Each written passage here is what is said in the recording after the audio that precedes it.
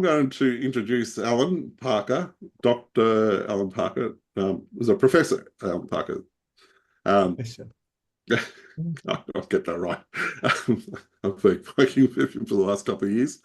And he's going to talk about communication. And Alan Parker's got a long history in communication, conflict resolution. He's worked for a number of organisations ranging from government organisations to NGOs. He's even acted on behalf of the United Nations in facilitating groups. And I'll let him, he's probably better to explain himself a bit more than I am, but welcome, Alan, and you're going to be speaking about communication, and I'm looking forward to hearing what you have to say. Thank you. Wonderful. Thank you. And ladies and gentlemen, thank you. It's a delight to be coming to you from Calgary in Canada. And this morning, being in Calgary, I was torn whether I did a traditional Canadian acknowledgement country in the way they do it or an Australian way. And so I thought, let me see if I can be accessible to anybody who's in the room. And I gained their permission to acknowledge the planet and the human race. And one of the things that I do is endeavour to make understanding and words accessible. And when I say words, I don't just mean spoken words, but I mean words that are written. And when words don't do the job, or somebody like Mark or somebody like, pardon me, Narelle, are sight impaired, and I'm going to do my introduction as if I was presenting to a room full of people who are sight impaired, just for a moment. And you'll notice I've got paper and charts behind me and these wonderful big coloured pens, which I'll do when I address the people who are sighted. But given that we've got people who are not amply sighted, some who have some vision, some who have no, I've actually started off the way I would start if I was presenting to an entirely unsighted group of people. And then I'm going to change, and then I'm going to present to you as if I was presenting to a sighted group of people who indeed were hearing impaired. And how do I adjust my communication for the hearing impaired? And then, given the fact that I was a kid who didn't read until I was 30, so I was an adult that didn't read until I was 30, because I was extremely dyslexic. So I'm very mindful of thinking, how do we change how we interact? Now, I'm not going to talk about digital accessibility a lot. I'm just going to say, given whatever digital system is in front of me, I've got to work out how do I maximize that system. Now, you'll notice that all of you are sitting and I'm standing. So as a standing presenter, I'm actually going to move more. So if I take Narelle, who's, very limited sight, but if I'm moving, Narelle will actually see me. So I'll actually activate what's called the motor cortex in her brain, because her limited vision will notice the movement and it will send messages to her motor cortex. So I'm going to jump around and change. I also want to talk about, how do you deal with somebody who's ADHD? How do I deal with somebody at the Asperger's end of the equation? So in fact, I'm going to take that huge big area and I'm just going to present to you 8 or 10 really important key behaviours that you can do to adjust how you communicate with different people. So can I get a quick show of hands? Would you just put your hands up if that would be a useful thing for me to do and cover those areas. Excellent. Great. Thank you. Now, here's a bit of neuroscience for you. The very fact that I've asked you to put your hand up, that very action stimulates a neurotransmitter in your brain called serotonin. And the more serotonin you have, the more joy you'll experience. So all I'm doing is I'm going to get people who are very active learners, they're going to get to participate. The people who are very auditory and like just the words and don't need the flip chart and don't need the movement. So I'm going to keep changing gears as we go. So let me now, that's how I would start if I was presenting to a room that were completely unsighted. So I'm not going to use a chart, but I've referred to the charts.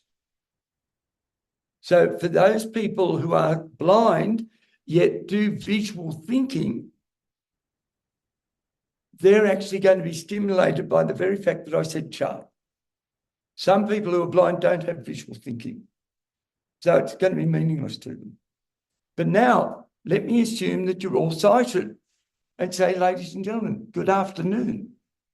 Today,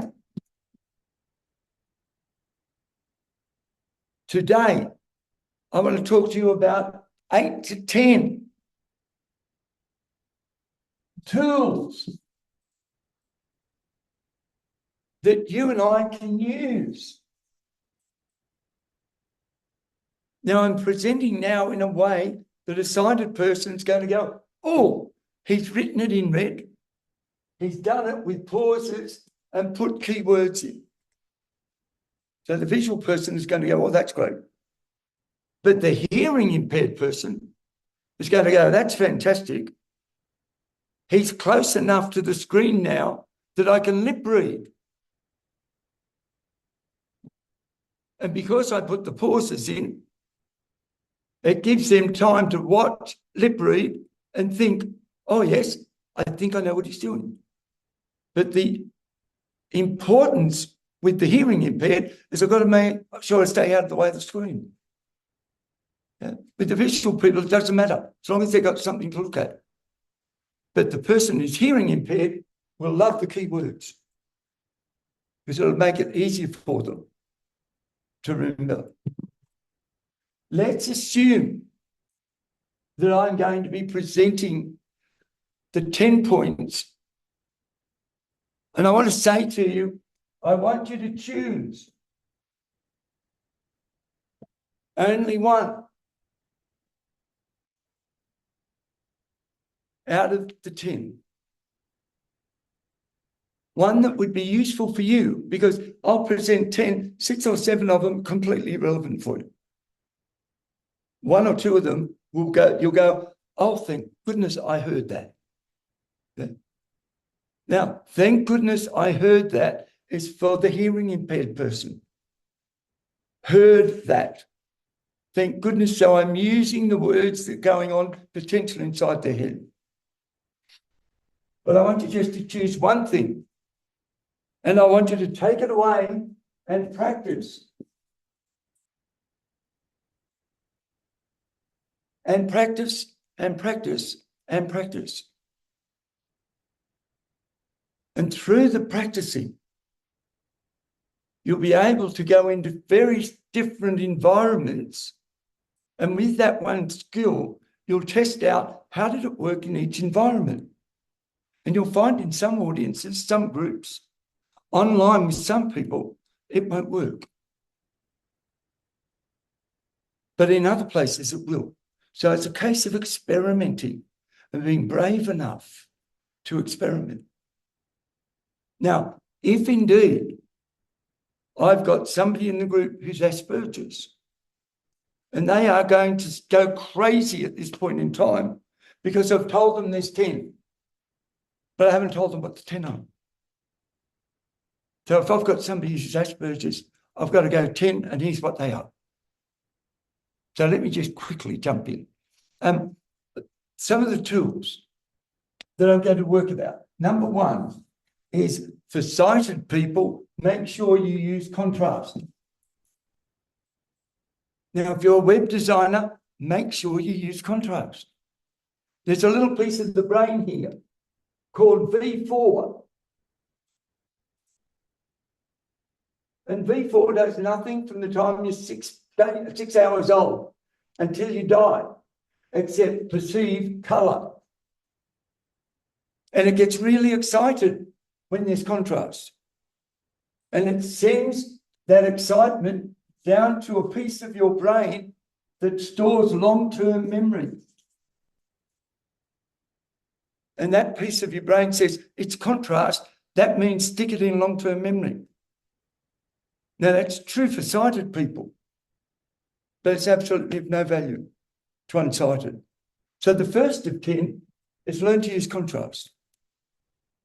The second is, and it doesn't matter who it is you're dealing with. Number 2 is small bites. 10 things I'm going to do.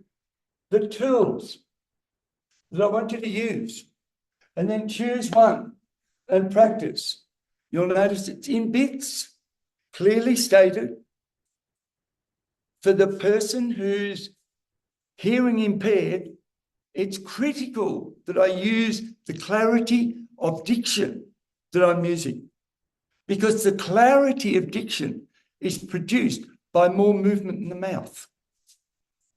So the more I use my diction and think about how to really enunciate words, the hearing impaired person is going to pick that up through watching my lips.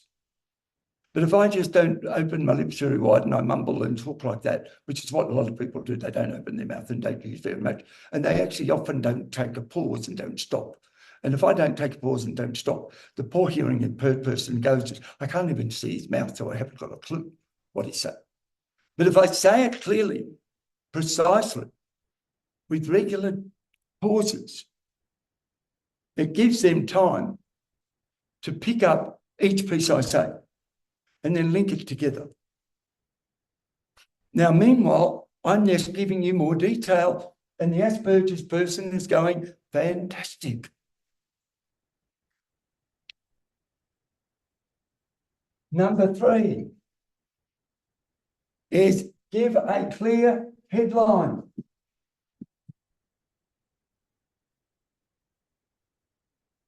Followed by 3 bullet points. Number 1 is, number 2 is, and number 3 is. Now, again, I'm talking about face-to-face Zoom meetings, even telephone. But I'm also talking to the designers and the web designers and the graphic artists in the group. Because we've got to make sure that we give a headline. The people who like to be told what's coming and then given it in detail will like that approach. The very fact that I go, there are 3. Now, you'll notice when I said there are 3, I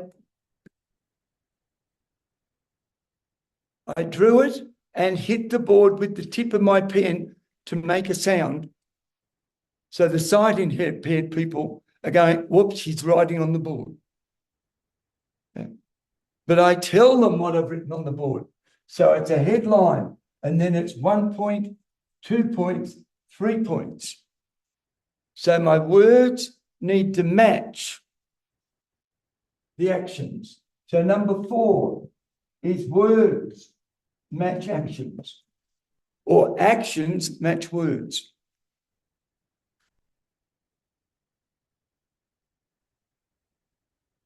I'm now going to go and say, would you please raise your hand if what I've said is clear enough and relevant enough for you?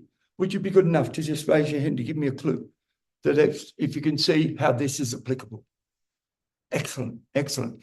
Would you raise your hand now if you're sitting there going, oh, this is interesting, but I've got a question that's burning that I want to ask? Would you raise your hand if you're sitting there going, I've got a question? I haven't got a hand up. So I'll keep going. I'll go, fantastic. Let me ask you a question then. Now, you'll notice up until now, I've been delivering in statements with a few questions dotted in. So skill number 5 is oscillate between question and statements. Now, for the web designers again, 90% of web designs are written in statements. Now, you could write this down for me.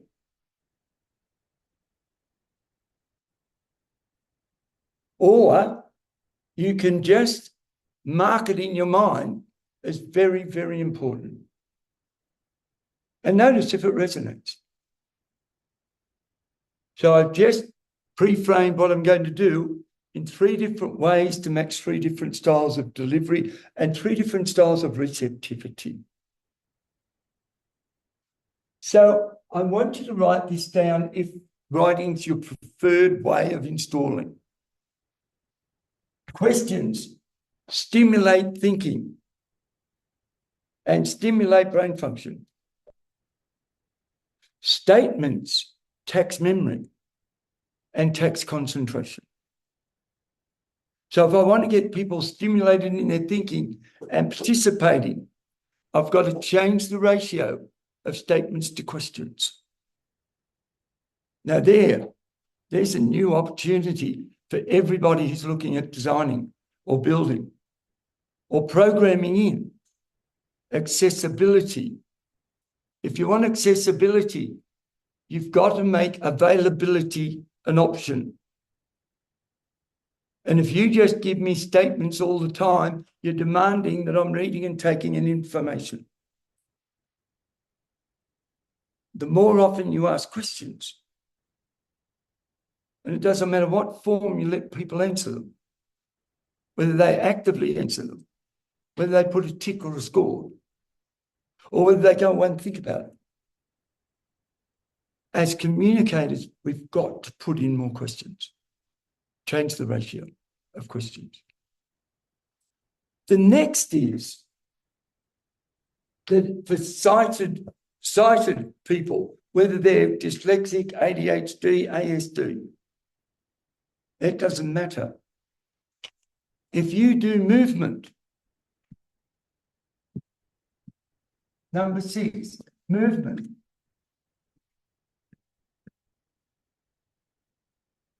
And you can get the eye to move in the audience. And part of the reason why I move and take gestures one way and take gestures the other. Now, I think this is true of blind people.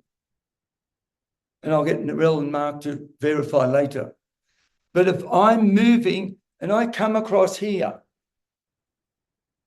they will hear from my voice that I've moved. They will hear my footsteps. And the more I move, the more they realize that there's a voice variation. The minute you stand still, your voice variation diminishes. You'll be more monotone. You'll speak at the same pace. You'll have the same level of inflection, not very much inflection. You won't have much volume or pitch change. The more I physically move, straight away, the quality of my voice becomes more diverse. And I often say to people, if you've got a telephone, a handheld telephone, not a mobile, but if you're still using a landline, for goodness sake, have a long lead on it so you can walk while you're talking. Because the more you walk, the more you move, the more variation there is in the vocal tone. Now, if I'm dealing with hearing impaired people, that's really critical. Now, if you watch when I go, that's really critical. The voice changes when I change my height. If I want to be more authoritative, I stand taller. So it's the appreciation of number 7 is the link between my body and my voice. And 90% of people that I've been with on Zoom meetings, 90% of people sit down to do them. I offer you the opportunity to consider the next time you're on a Zoom meeting or one of the presenters later is to stand as the receiver and notice how different it is. For people who have hearing impairment, one of the things that will be common is that they'll have one ear that has 30% hearing and another that has 40. What they want to do is put their ear closer while they're students so that the ear gets it. And then because that's extra work, actually 5 or 10 minutes later, change around. So that as I'm hearing impaired, I'm giving the other ear a rest while this one works. Now, the more often I switch between the two, I've got both hemispheres of the brain interacting, and that's actually going to calm me. So the relationship between voice and body, the relationship between location. Every one of us has a spatial memory system. Every one of us has spatial intelligence. If I said to you, what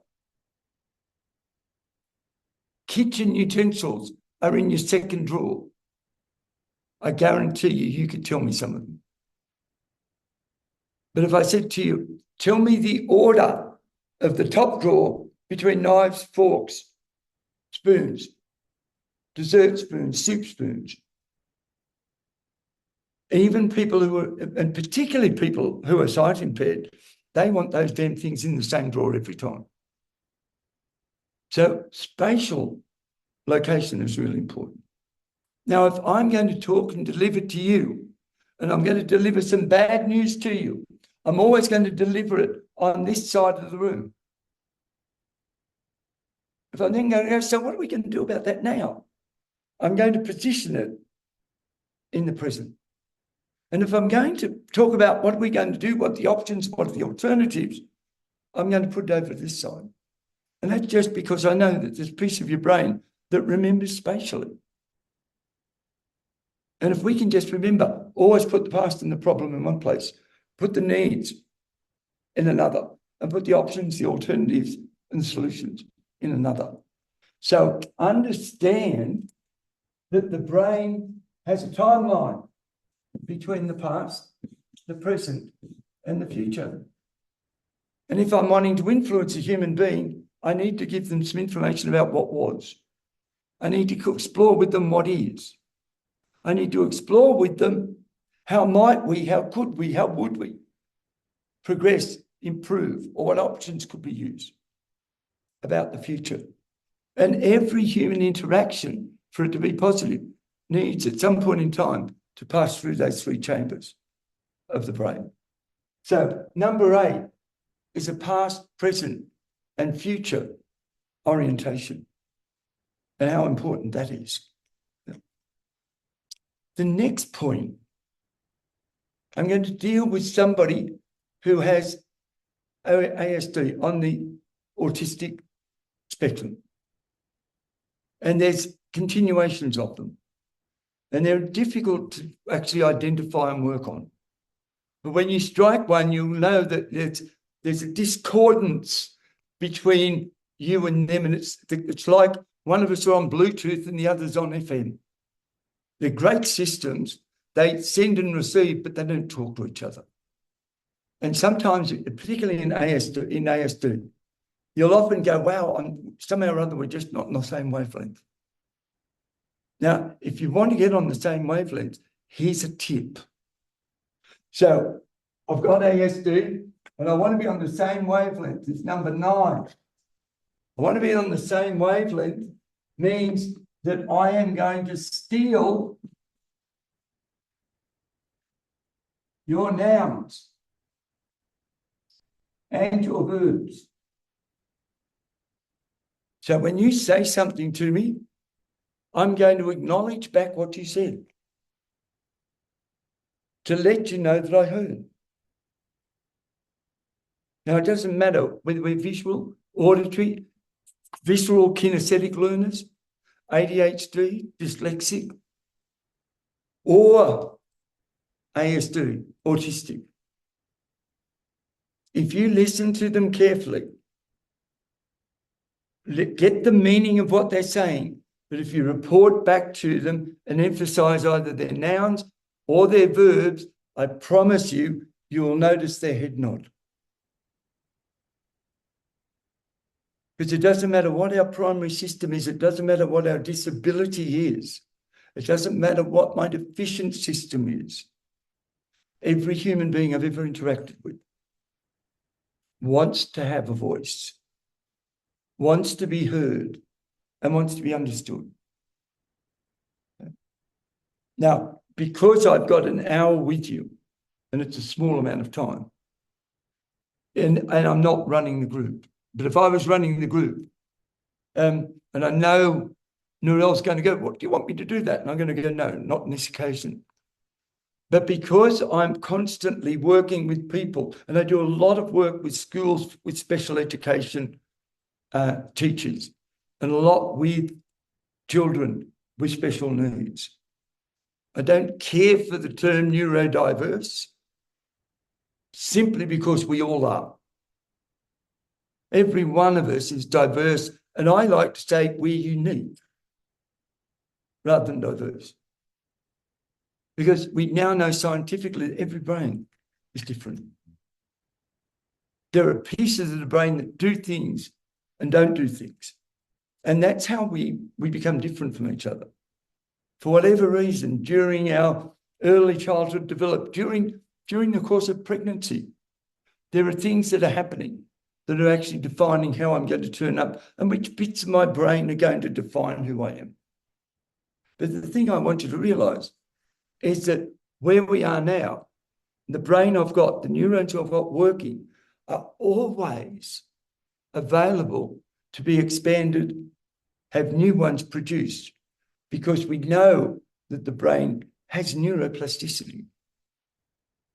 And everything you say and do, every feeling you have, every sentence you utter, every interaction you have, every meal you eat, every project you're engaged in, every one of those things is building new neurons.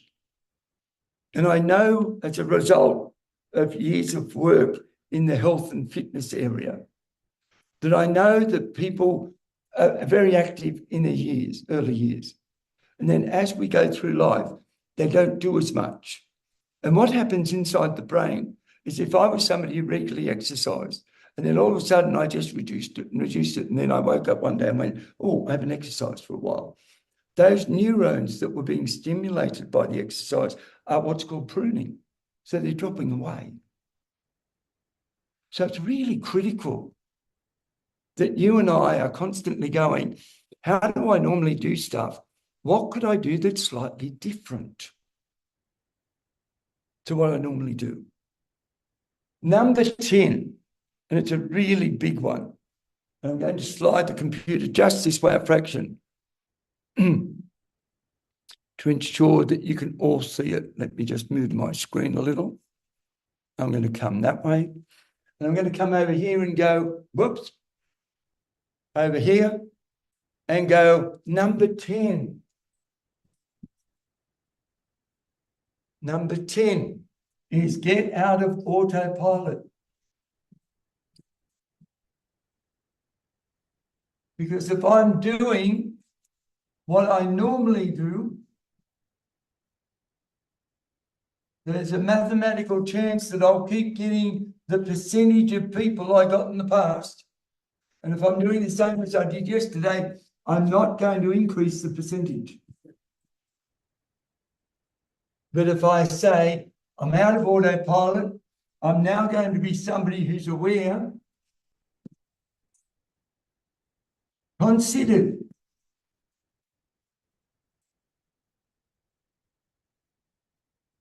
and experiment.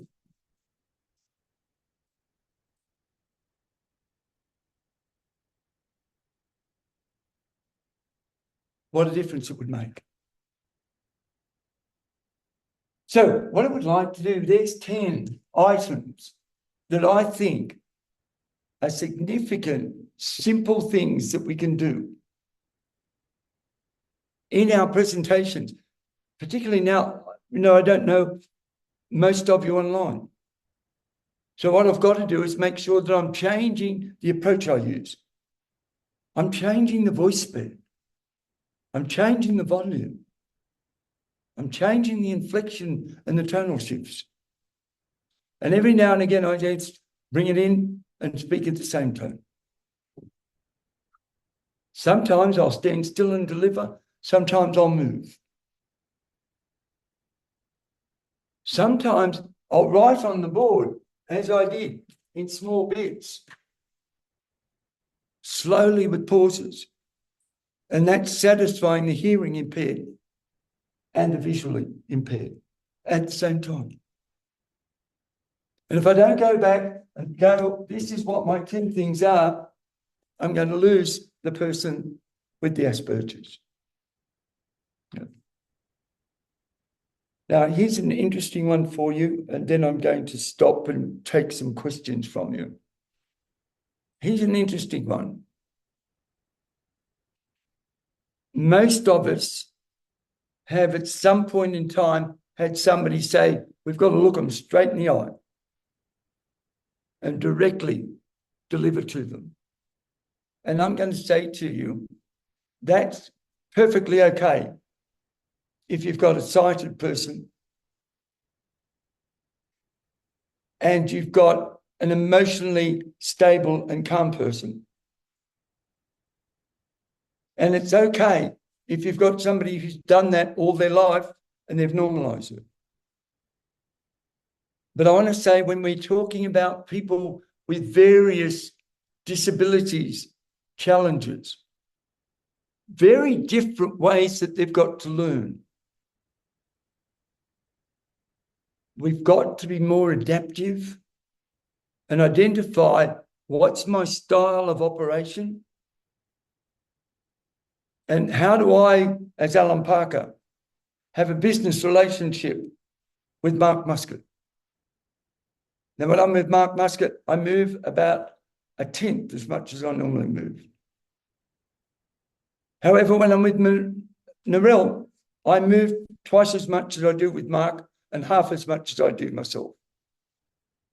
Because I know that Narelle responds really well to the spatial movement. And as somebody who's coming to terms with her sight impediment, she likes the fact that I move across the screen and that changes my voice and she hears the changes. So we've just got to go, can I develop from some of these ideas my own little toolbox to practice? And I'd like to ask you, what is it that you think out of what I've explained, done, demonstrated, what's the one bit of it that you think would be useful for you the next time you're in a meeting or the next time you're presenting a piece of information online? What would be the one thing I've covered that you'd say, that's the bit I'm going to go away from human practice?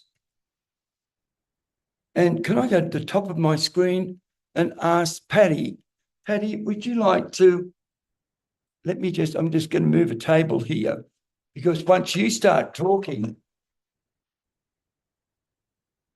I sit down. So Patty, out of what's been said so far, can I ask you, what's the one bit of it you think, wow, I could practice that? Definitely being very clear about the headline, and then very clear about making sure that there's a link between the 1, 2, and 3 points. Yes. So profoundly important. See, the conceptual big picture thinker loves the headline. But if I stay up there too long, the people who like to be the detail oriented will go nuts. Yeah. Yep. So by me going headline 1, 2, 3, another headline 1, 2, 3. Now, if you'll notice, in my situation, 2 or 3 times, I've stuck little examples and stories in. to break the 1, 2, 3. So I go headline, 1, 2, 3, narrative example. Headline, 1, 2, 3. Yeah. So easy, and it makes it look like it's structured and well thought through. That 1, 2, nice one. Thank you. May I go to Daniela? Daniela, what would you take as the one thing that you'd want to go away and do an experiment with? I definitely like your story about movement. Yes. I never thought of that, how much we actually uncover when we move, and how much more what we're saying is accessible to different people. Yes. Because not just intonation of the voice, the position of our body and how that relates. Yes. It just opened my mind so much, how much we can contribute and how much we can actually make what we're saying travel to people that we want to, the way we move, instead of just sitting in our Zoom meetings. I love that. How can I make it travel to a place where they can pick it up? What a beautiful term. Abby, what would you take out and go, I'm going to give this a shot? I really liked the idea of changing questions and statement ratio. I think that really clicked to my mind. I think maybe it's what's in my mind with work, because I sit in a lot of rehearsals for new business presentations, and my role is mostly design, but people often ask, like, how can we make this page like more impactful? And maybe it's more about not just what's on that page, but what is the structure of this presentation? And have we asked enough questions? Are they going to be listening to everything we're saying to them? So I thought that was really interesting. Abby, I want to connect on two points there with you. One is I was born with an eye condition that meant I didn't read until I was 30. And I read a lot now. But I often think to myself, if I want to really understand what it was like for me as a kid when I couldn't see enough to read. And I have some web designer friends, and they run designs past me. And I go, the thing I'm going to do for you is I'm going to take my glasses off and see if there's enough clarity in your design for me with 50% vision. And I say to them, for goodness sake, would you develop a universal movement that you're going to put that damn box that's got the word next in it, would you put it in the same place every single time? Yeah, every single time. Yeah. Now, if I'm fully sight impaired, I want some uniformity in the key commands that are on the page. I want you to, at least once on a page, give a word that's big enough for me with 50% of my vision to have it jump out at me. So I go, thank God I could see something. Yeah. Just those little things are profoundly liberating for the designer to put the shoes on of somebody else. I cannot read the names. Let me put my glasses back on. I haven't got a chance. Sharon, what would you do? What would you bring? I really like the idea of personalizing your communication for the person. So, as you're saying, like Narelle needs movement, Mark, for you to speak. Can't remember whether it was softer or louder. But yeah, just that personalization aspect is really interesting. And I'm joining here today, not from my home, and I have a standing desk, and I'm like, maybe if I was at home, I'd be moving around a lot more after that presentation. Yeah. Thank you. I always stand to deliver. I always sit to get information from the group. Yeah. Because I want to be up here managing the process and in control. But when I give it to you to talk, I want to diminish my size, diminish my energy. So I sit down. Yeah. Thank you. Thank you. Caroline, I love your emoji. What would you do differently? What was the one thing you'd do as a different way of operating in the future?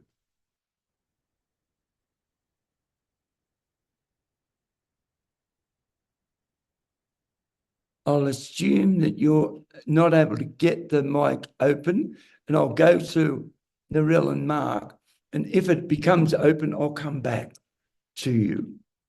Narelle, given that I've used you and Mark as my guinea pig subjects, what out of this, and you've seen me present some of this, but not all of it, what's new out of this that you'd like to go away and explore?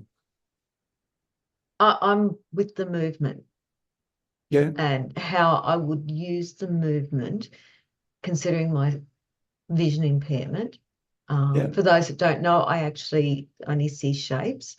How I could use the movement with shape. Yes. When giving presentations. Obviously, I'm giving a presentation later today. I won't do it today, but it's got me intrigued. Yeah. And here's one for you. Some of you will be called on to present in a meeting somewhere, and you'll have a tendency to get nervous. Now, the reason I start presenting standing up is the adrenaline's pumping. If I'm sitting down and still, the adrenaline will pump more. But if I get up and I move, movement uses up the adrenaline. So it actually is it's my calming mechanism.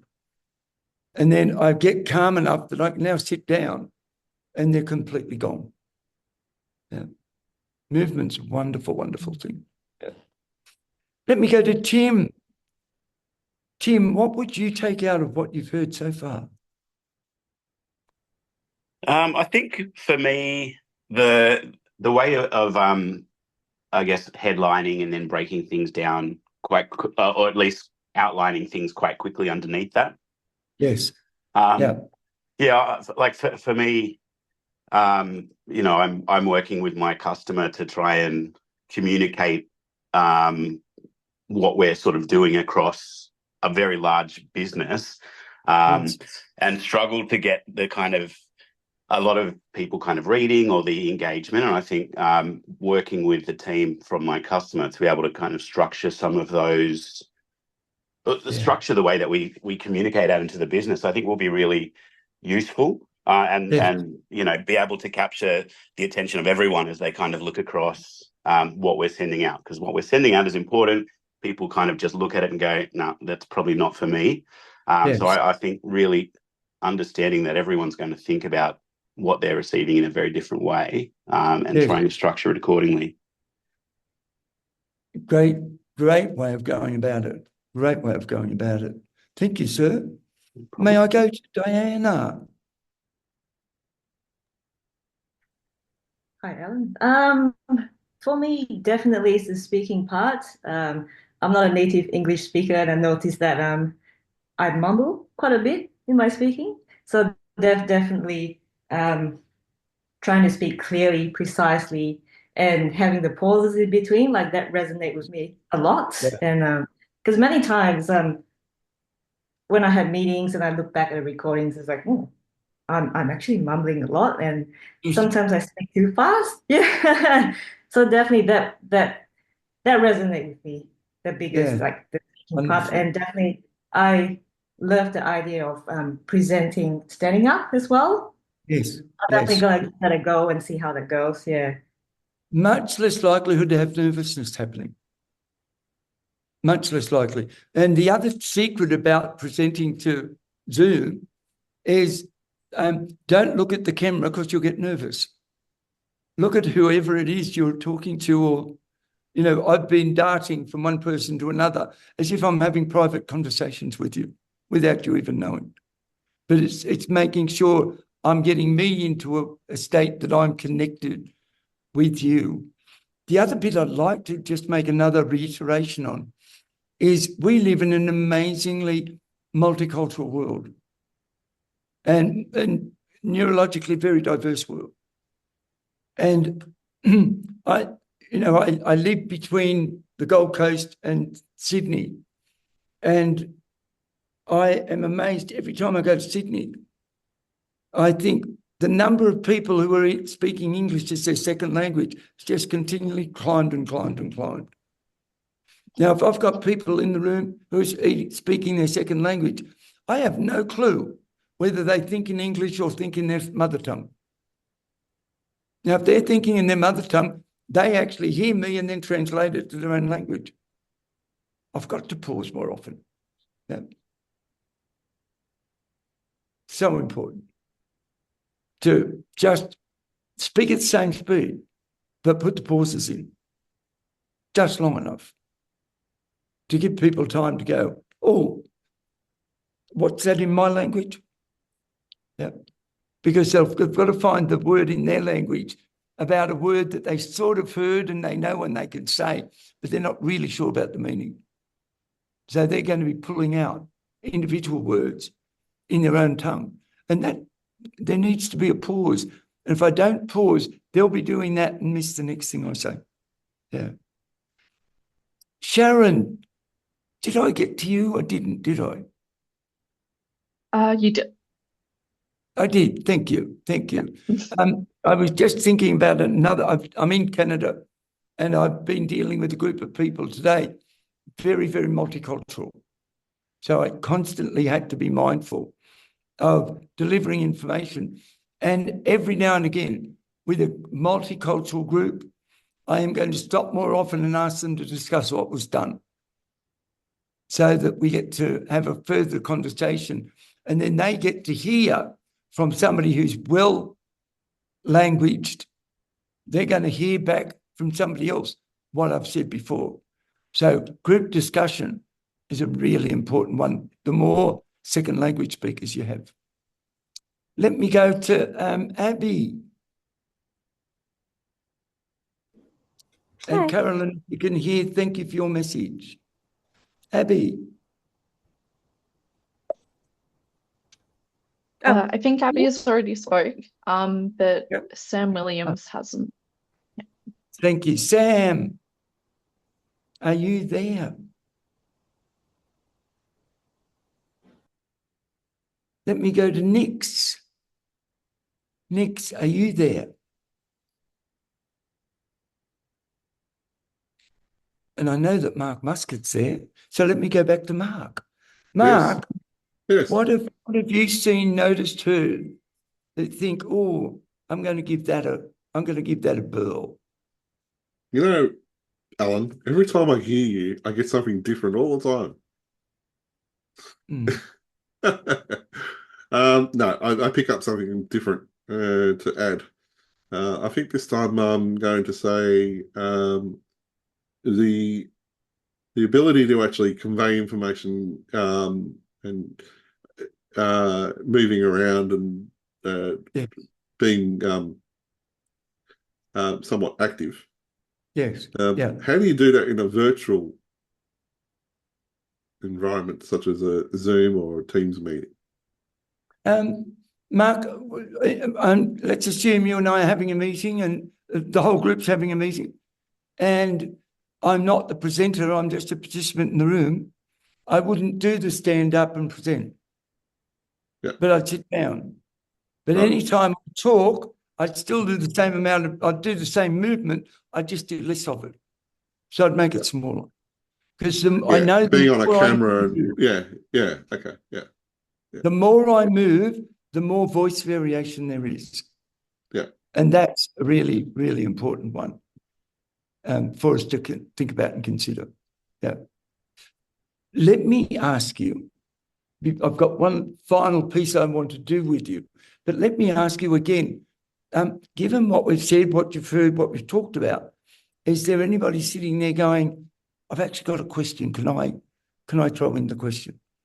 Is there anyone with a question? Going, gone. Excellent. Let me go back to Mark's question. And I do quite a lot of work with people in rural environments. And in the rural environments, their bandwidth is not very high. And frequently they or I need to go with the screen off so they can hear the voice.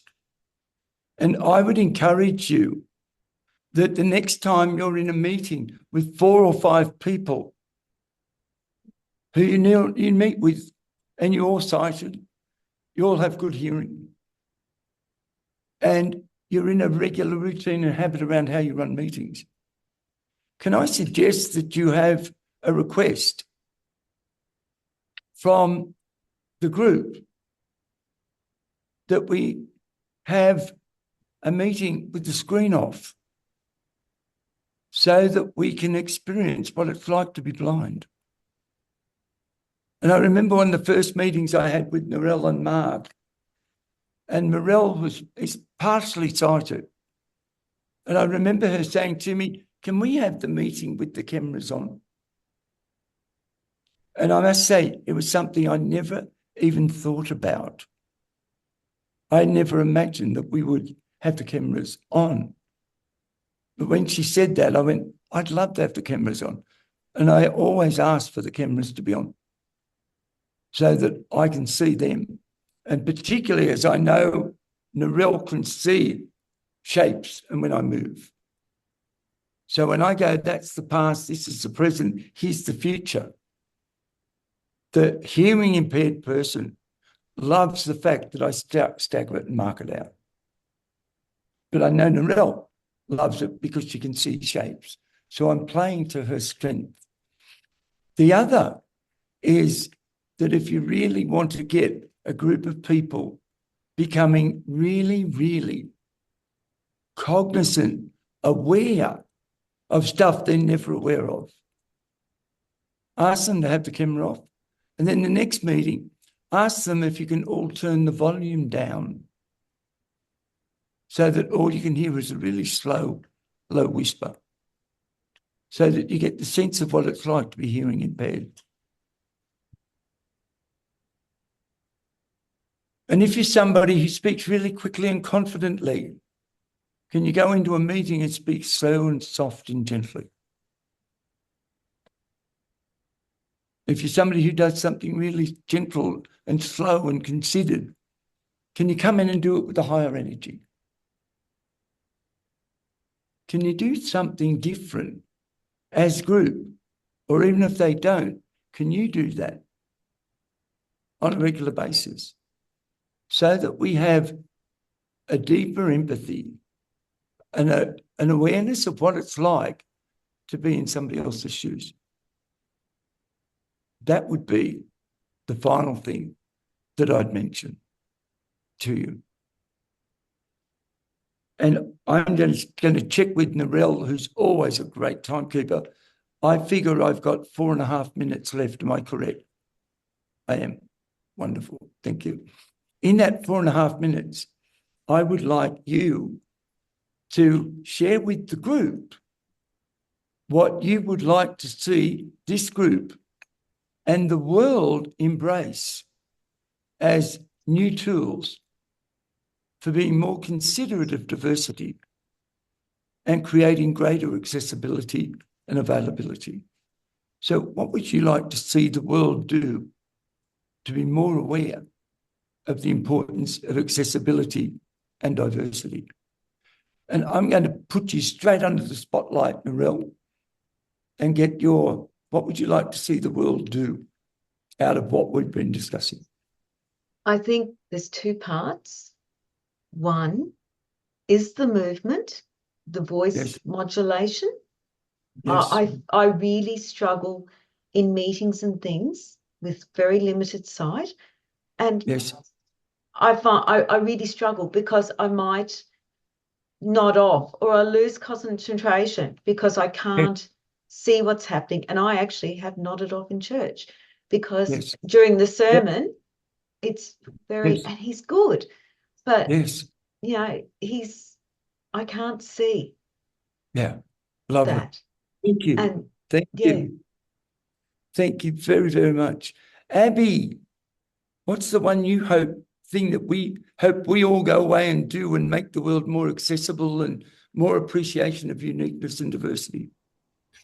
I suppose maybe kind of getting involved in more events like this, and I guess talking and listening more to community. I think I wouldn't have learned anything of this today if Shannon hadn't sort of put this together. And I think just bringing this more consideration and empathy to our work and our design practice, I think.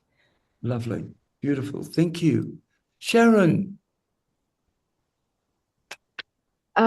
Yeah, I'd probably agree with Abby. That's the reason why Narelle and I created this today, and just to enhance that accessibility to this information. And a lot of the people that I talk to, they, not out of being malicious, they just don't really know about this. So I think once our education's there, that things will continue to improve. Lovely. Thank you. Beck, may I just ask you if you've got a comment you'd like to make about what's your wish for us as a group and for the human race? What would you like to see us all do to improve awareness and accessibility? I think for me, because I do a lot of experience design and I quite often see accessibility and inclusivity as an afterthought, I'd love it for it to just be at the forefront, like it's just part of organic design. It doesn't have to be a special process or something that's outside of the box or outside of the process. It just should be, really would be nice, it'd be beautiful. Yeah, beautiful. Thank you. Diana, what would you like to see us all do? What would you like to see the world embrace to make it a more accessible world? I think probably the first step would be awareness that, awareness that there's all sorts of people who have different kind of disabilities that requires accessibility, things to be accessible. Because I think in my mind, at first it's like, oh, okay, people who need accessibility could be in the media is portrayed as probably just someone on a wheelchair or something like that. But there's all sorts of people out there that it could be. I've learned a lot today on, there's partial vision or partial hearing, and a person could look able, I would say, we're only two presenters in. Yeah. So now, I know that in 40 seconds, Narelle's going to jump in and stop me. So, Patty, you've got 10 seconds, 20 seconds. No worries. Well, I'm deaf and hard of hearing myself, so very, very conscious of being able to find ways how we can collaboratively change the perception of what disability is all about and what accessibility means, because you can't have inclusion without accessibility. And so essentially we can find ways in how we can use different situations and make it more seem that if you're addressing the needs for one small group, you're really addressing the needs for quite a larger group as an indirect effect. Excellent. Lovely. Diana, you've got, is it Diana? No, it's Daniela. Sorry. I need to get close enough to catch the site, even with my glasses on. Daniela, you've got 10 seconds. Yes. I can feel Narelle jumping on me. It's not a tool, but it's like related to everything we said now, going back to empathy and really understanding that we're not designing, when we're designing a product, talking about accessibility, we're not designing for someone else that has impairment, because we all have it, either that be temporarily or either that be situational, or so, and just reaching out to people, understanding how we even with small changes, having knowledge about it, make a massive difference for everyone that is using our product. Thank you. May I say, I am thrilled to have the opportunity to be with you. I wish you a remarkable day. I do need to get out of Calgary now to Edmonton this evening, but I will be with you in spirit. Thank you. And Narelle, Shannon, Mark, thank you for inviting me. It's a joy to be with you. Thank you. Alan, Thank you. thank you. Thank you. Thank you, Alan.